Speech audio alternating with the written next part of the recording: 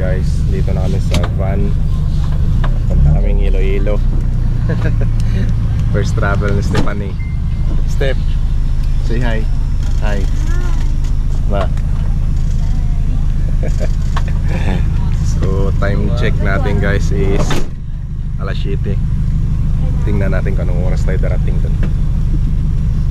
So yun guys, 1 hour na hindi pa kami nakalis. Lumipas na yung 1 hour. Dito kami sa Katiklan. Nabuboring na si Step, di ba be? So isa na lang yung kulang dyan. At aalis na daw kami.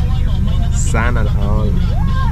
Plus 8 na. So tingnan natin kung anong oras tayo makaalis mamaya. Dito na tayo guys. Ha?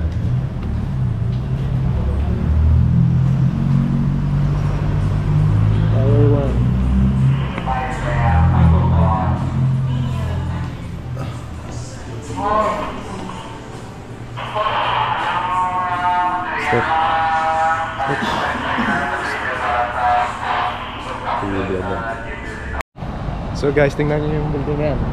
Diyan kami naka-stay. So pupunta kami doon sa may Isim banda para kakain kami kasi hindi pa kami nag-breakfast doon galing sa Malay. At di pa kami nag-lunch. Anong oras na? Mag-alas 4 na. Iba talaga pag first time guys sumakay ng jeep papunta doon, Isim papunta doon. So pwede naman daw lakarin kasi dyan lang daw sa likod yung Isim. So dito tayo dadaan sa pedestrian lane. Woo! So sabi ng babae doon sa jeep kanina guys, kakasakay lang kasi namin, tapos sabi namin pa Isim City kanong hindi daw, baliktad daw kami. So sabi ng babae doon, baba na lang daw, tapos lakton nyo lang, yung lakton. Lakarin na lang daw, malapit daw dito eh. Dito. Tama, kasi dito tayo naman kanina. Oo. Dito na kami sa Isim guys.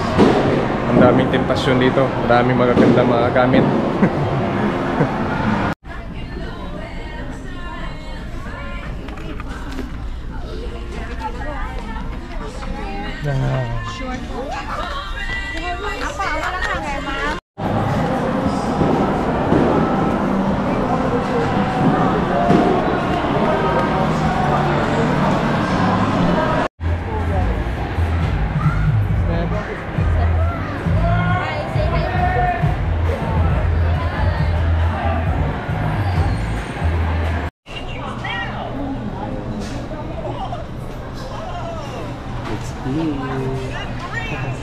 Step, let's eat.